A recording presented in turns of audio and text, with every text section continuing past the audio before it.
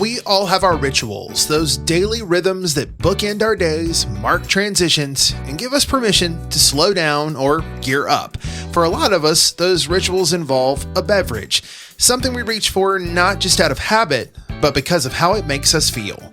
Hey, it's Paul Wolf with a front row seat to conversations on culture from Jackson, Mississippi. We call our podcast Soul Sessions. It's the people, places, and events that make the city with soul shine. On today's show, we're talking about two of those daily rituals with two people who've built their businesses around them. Matt Flinn is the co-owner of Native Coffee Company in Belhaven. He launched the shop during the first week of the pandemic shutdown in 2020 and has built it into a beloved neighborhood gathering spot. And Brandi Carter, she's the sommelier at Elvie's Restaurant and the owner of Levure Wine Shop at Banner Hall. She moved to Jackson from Meridian in 2016, switched from engineering to the service industry, and found her calling in natural wine. One helps you wind up, the other helps you wind down. But both are about so much more than what's in the cup or the glass. They're about discovery, about sensory experience, about creating space for people to find what speaks to them. And Matt and Brandi, well, they're both working to make something that can feel intimidating or exclusive actually feel welcoming and personal. Let's start with that morning ritual and Matt Flinn at Native Coffee. Tell you that I am a massive lover of coffee. I really appreciate the craft that goes into the production of coffee all the way to the final cup. And so coffee means a lot to me, but I know that, those of us who really love coffee culture, it can feel a little insidery sometimes. You know what I mean? So how do you think about making people feel that what you do is accessible when they walk into Native Coffee? That actually is kind of the premise on why we started Native Coffee in the first place. So I had the opportunity to work for Black and White for a little bit when I was in North Carolina. Originally, the coffee shop that I worked for and roastery was called Back Alley Coffee. And Kyle with Black and White, he and Lim joined together after his World Barista Championship run. So Kyle and I, both being from Mississippi, really hit it off, and I got to learn a ton from him. And one of the things that they really try to push home there at Black and White is that if it tastes good, it is good. And that we really kind of built that into our model here in Jackson and Native, is that one of the things that we always say is quality coffee for quality people. And we really believe that the people of Jackson are quality people. And we do that with serving just incredibly sourced coffees. So one of the things that we wanted to do really was to be very knowledgeable about coffee, but present it in a way that shows our passion for it rather than, to kind of have some sort of special knowledge about something. Because in the end, it's coffee. We love coffee, right. But in the end, it's a beverage. And it's not some sort of special knowledge and revelation that we all have or whatever, but it's something to share instead. And so that's the way that we see it is we want to know a lot about coffee. We want to make it really well, but we really want to share that with other people. What is your coffee routine like? I mean, has it changed how you drink coffee and how you enjoy coffee by owning a coffee shop? Owning a business does change everything in so many ways. You have constant access to stuff. I think a lot of people would think, hey, the guys over at Fertile Ground probably just drink beer all the time. But that isn't really the case. I've talked to several of them, and have a beer here and there now, but, you end up having constant access to something. And so you don't drink it as much. With me, I have access to really awesome coffees all the time. So typically my routine is I go in the morning. A lot of times I have a cappuccino and then I may cup through some coffees. But for the most part, my day looks like coming into work, sitting down, having a cappuccino or a drip coffee. And that's kind of what I use to get into my work. And then I typically am not drinking coffee in the afternoon as much and trying to really chug a lot of water throughout the day. So that's really kind of my thing, because I do taste a lot of coffee. I'll taste a lot of espresso on bar, but my sit down routine is really to go in and have a pour over, have a cappuccino, and kind of limit it there, honestly. Yeah, I know the coffee terminology can be a little heady sometimes, and you really have to dig in to understand. So how do you talk to people about what they're tasting without it feeling like a homework assignment? Like, what makes a coffee worth coming back to for you? Have you ever seen the documentary Psalm in the Bottle? I haven't. So it's incredible. It's a great documentary, but it's about the kind of journey of a sommelier. And it was really interesting because there's one scene where a guy opens up a bottle and he's tasting through all these things and he's like, so I get a freshly cut garden hose. I get a freshly opened tube of tennis balls, that kind of thing. And it's just like very, very heady. I'd choose not to go in that direction with a lot of stuff. It's more of what are common experiences that someone has, and because that's what your brain's trying to connect to, anyways.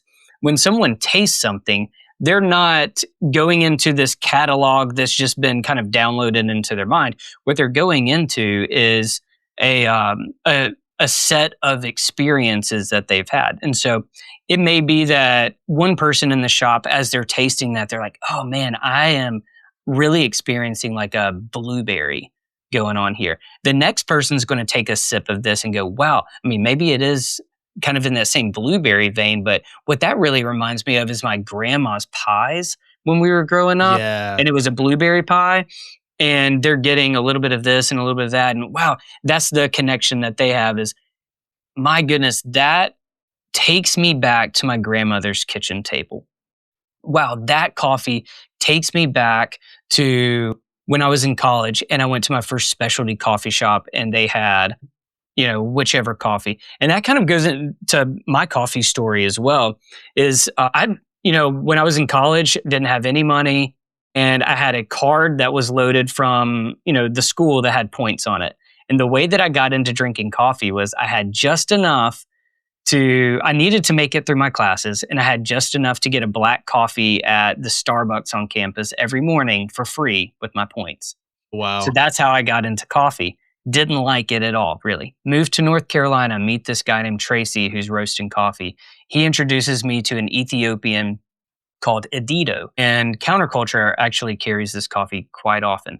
But one of the signature notes for it was blueberry. And as I went to his place and we're roasting coffee, I remember the day that it hit me where I opened up the container of roasted coffee and I could smell like a fruit note to it. Mm-hmm. It's like, wow, especially in comparison to other coffees. And we had a Kenyan and a Rwandan at that time too, and they're very opposite of what this Ethiopian was.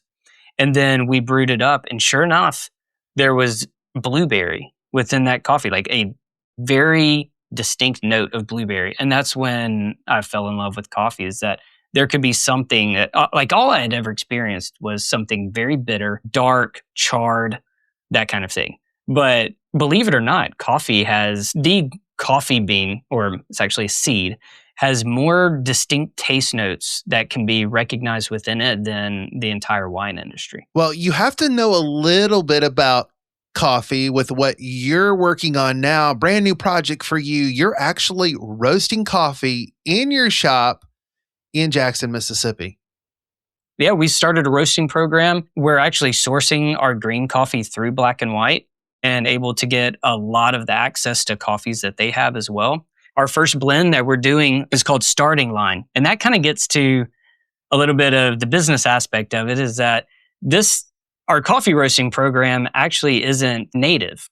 It's a whole other company called Soapbox, as in like a soapbox racer, like a car.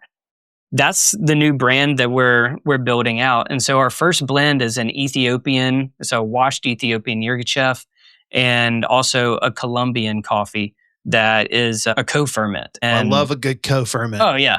It's a lot of fun. So this co-ferment is from Sebastian Ramirez. It's called Red Fruits. They fermented it anaerobically for 120 hours with freeze-dried strawberries, wine yeast, and fruit pectin. And so it has like some awesome intense flavors of like strawberry and cherry and chocolate.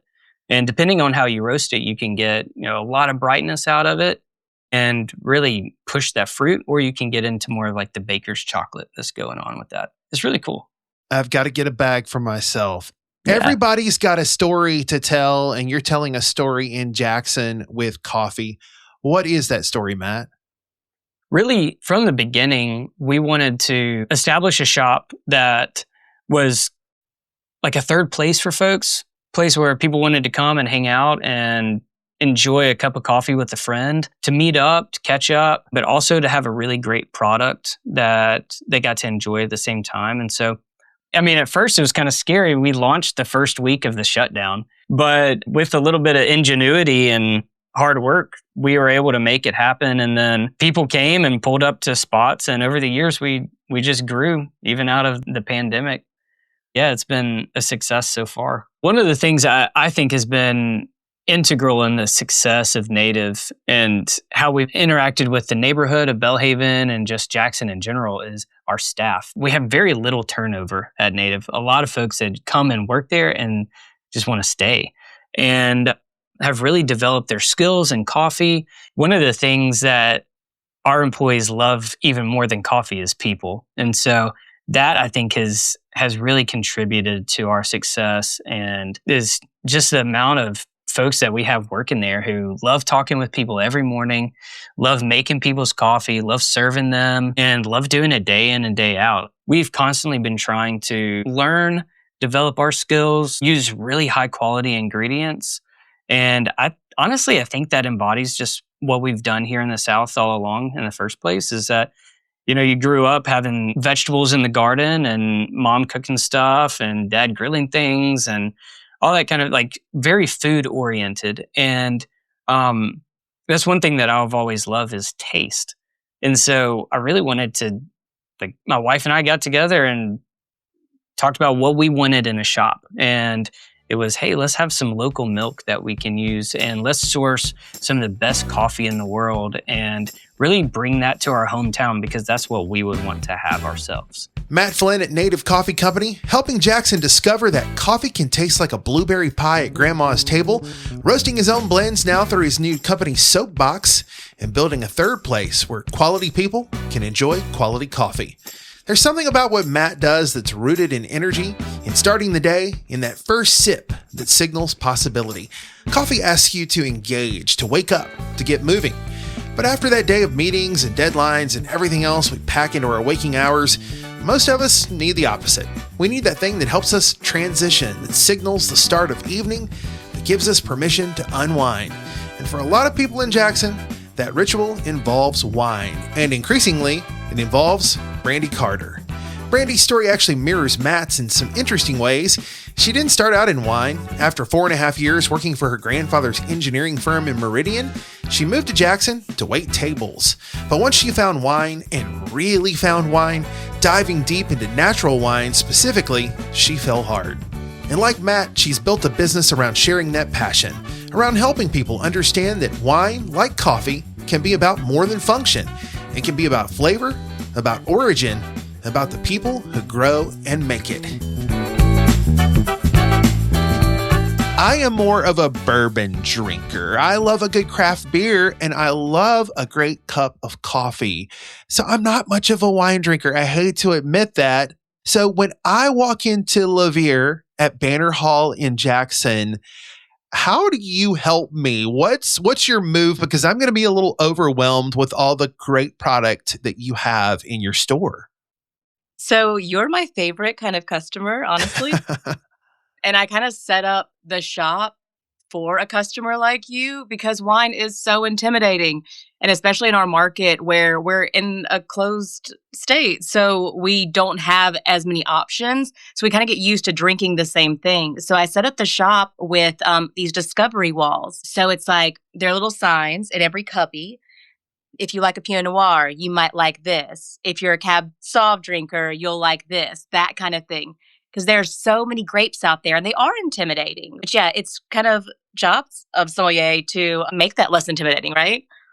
One little misconception about the shop is that with it being a rather aesthetic shop, some people come in thinking everything is really expensive, but everything for the most part falls between $14 and $40. We have a few outliers, but we're not on the super pricey side. Hey, well, that's good to know, because I think some people think that wine is just too expensive to enjoy. Speaking of enjoying wine, are you a wine drinker, Brandi? Do you enjoy wine at home? And has having a shop impacted your own wine drinking routine? I'm actually not much of a wine drinker at home. I have a glass at night sometimes. I love a good non-alcoholic cocktail because Uh, balance is also really great. yes, it is. Yes, it is. But yeah, no, I try to leave work at work and home at home. And so even if I am having a glass of wine, it's usually not a thinker.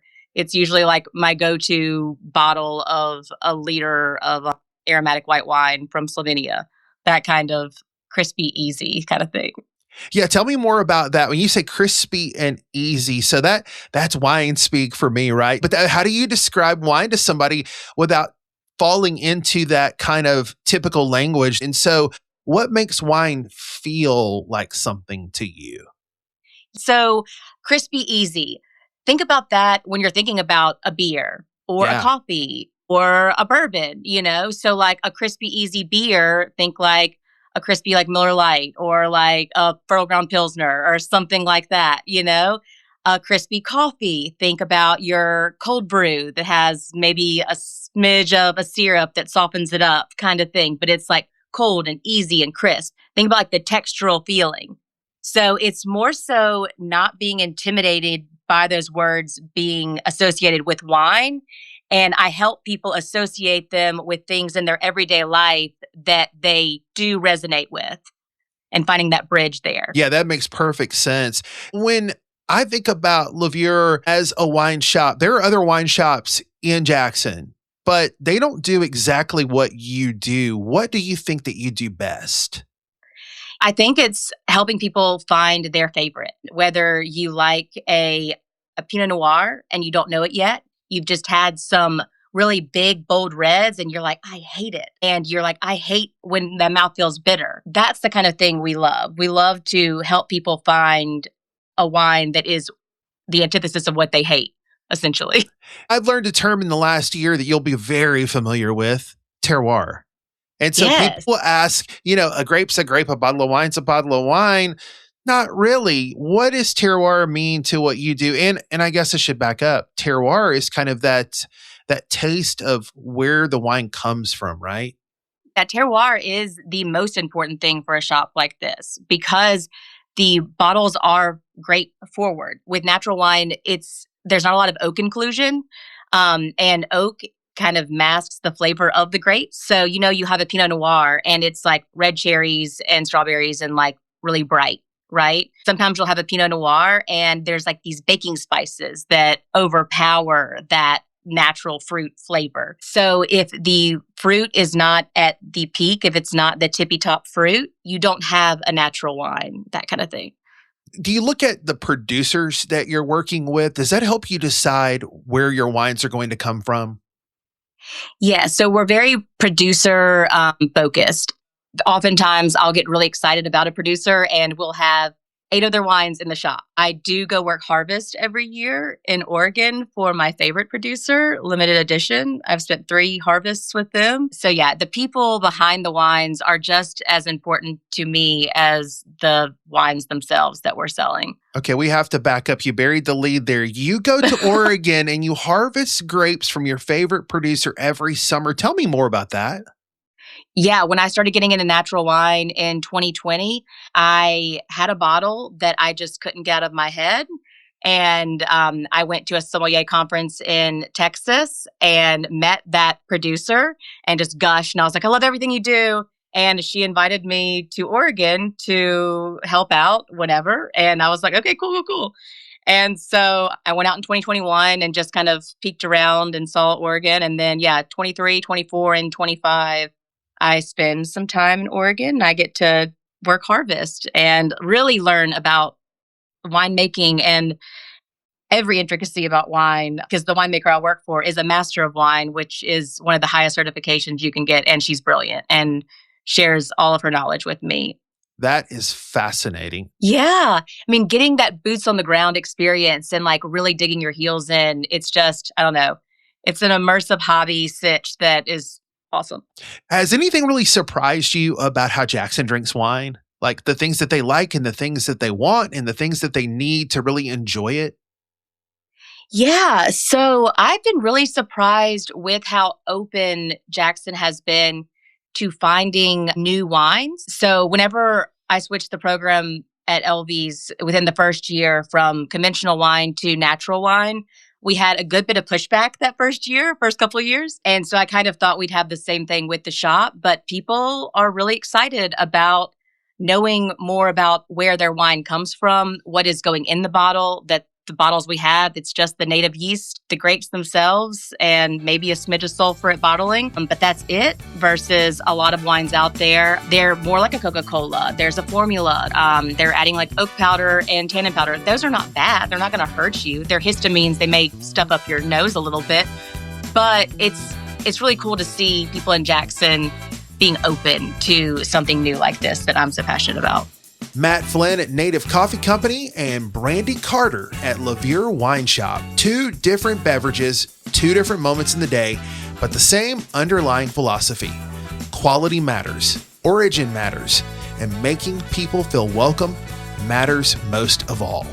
Coffee lovers and wine lovers, Jackson Food and Wine is March 20th through 22nd, and we'd love to see you there. The event will feature chefs from around the city, state, region, and country, showcasing the best in food and beverage over 3 days. You can get your tickets now. We'll have links in our show notes to this and Brandi and Matt's work at visitjackson.com/soul sessions. This podcast is produced by Visit Jackson, the destination organization for Mississippi's capital city. Our executive producers are Jonathan Pettis and Dr. Ricky Thigpen, and I'm our managing editor. You can learn more about all of the great things happening in Jackson at our website. It's visitjackson.com. I'm Paul Wolf, and you've been listening to Soul Sessions.